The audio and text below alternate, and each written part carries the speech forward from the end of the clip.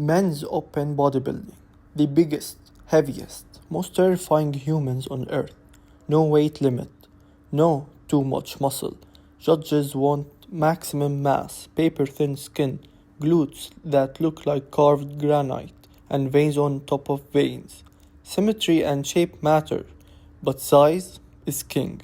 The ideal competitor weighs 250 to 300 pounds and still has great abs. This is the division that started it all, and the only rule is there are no rules on how big you can get.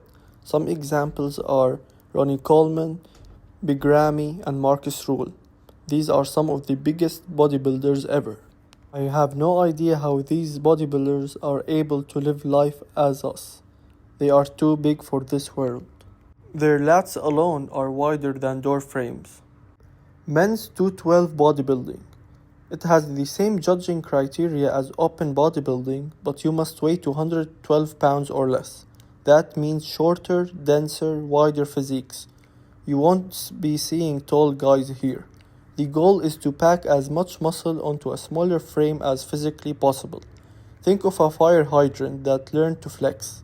Some notable examples are Flex Lewis, Sean Clarida, and the current champ, Keon Pearson. These are the biggest, smallest people you will ever see. And sometimes open bodybuilders make fun of them because it's basically the same thing but for shorter people. Men's classic physique. The golden era look revived. Weight is capped by height, so you can't just get huge and call it a day. Judges prioritize the X-frame. Wide shoulders, tiny waist, flared lats, and they love a vacuum pose. Muscle size matters, but shape and proportion matter more. They also pose to music, unlike open and 212. Some notable examples are Chris Bumstead, the 6-time champ, retired but basically a Greek god who lifts, Ramon Dino, the current champ, and Breon Ainsley, 2-time champ, known for her perfect shape. It is currently the most trending. People like this division the most because they feel it is the most achievable. But don't get me wrong, you're probably never gonna achieve this physique. Classic physique guys spend more time on posing than most people spend on their careers. Men's physique, board shorts, not posing trunks. Here's all the big difference. Legs are not judged at all. You can have chicken legs or tree trunks, it doesn't matter. The focus is upper body, broad shoulders, V-taper, visible six-pack, lean and athletic look. No extreme muscle separation or scary veins. The ideal is a fitness model who could sell you protein powder on Instagram. It has only 2 poses, the front and back pose. Some notable examples are Ryan Terry, the current champ, Jeremy Buendia, the 4th-time champ, and Brandon Hendrickson. These guys have never done a leg day in their lives, and they are proud of it. Their posing routine is basically walk, turn, smile, and repeat. But hey, they are the reason your girlfriend knows what a V-taper is. A lot of people dream of this physique. These men's physique people were getting larger and larger, but recently the federation put a stop to it.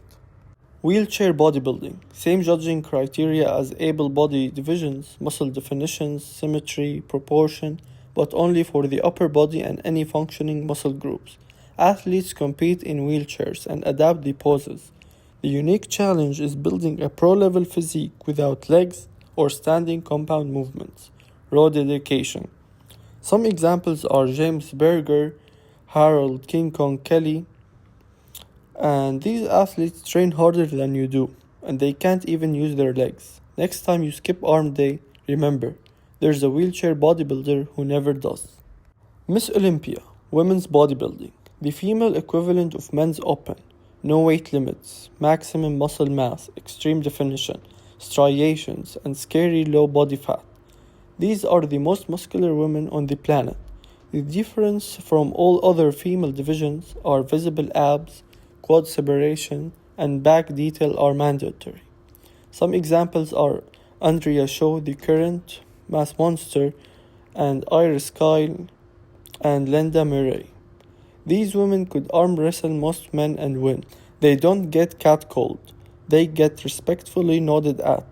If you see one in a tank top, just say, "Yes, ma'am," and move along. You belong to the kitchen. Because she ain't. Women's physique. Less mass than Miss Olympia. More than figure.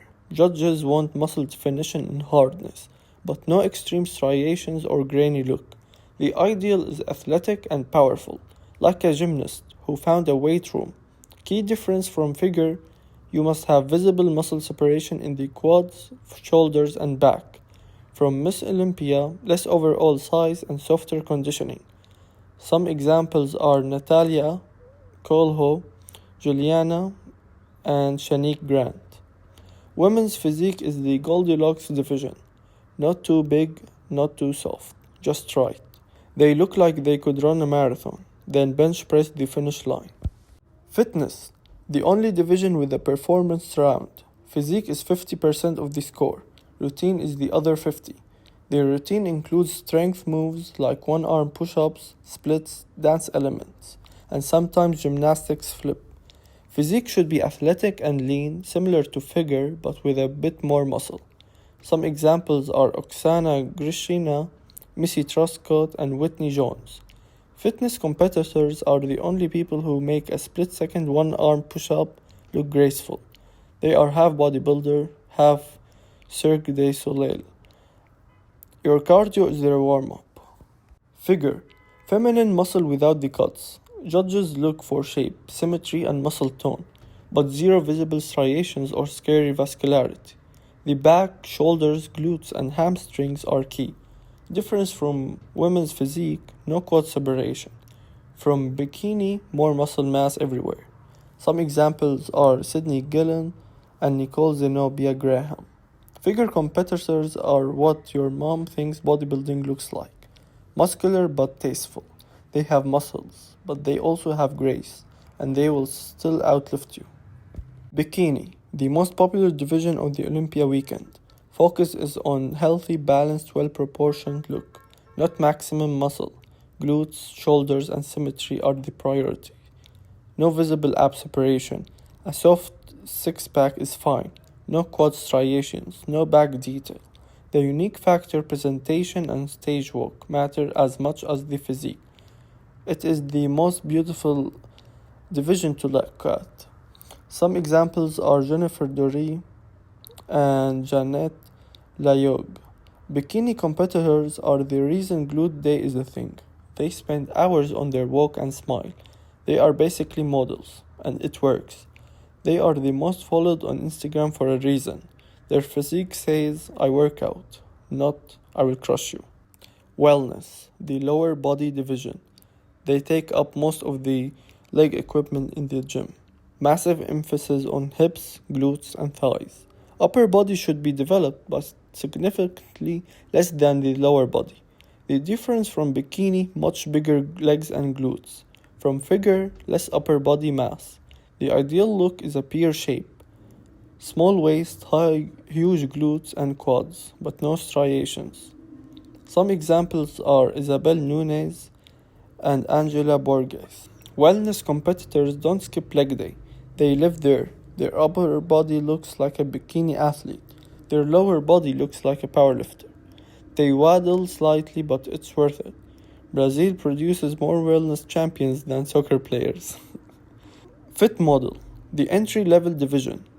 Less muscle and less conditioning than bikini. The goal is a toned, fit body you might actually see at a good commercial gym. Firm glutes, defined midsection, rounded shoulders, but zero visible muscle separation. No striations, no veins, no hard edges. The unique factor, it's the most attainable look on the Olympia stage. Some examples are Janet Layog, the former bikini champ.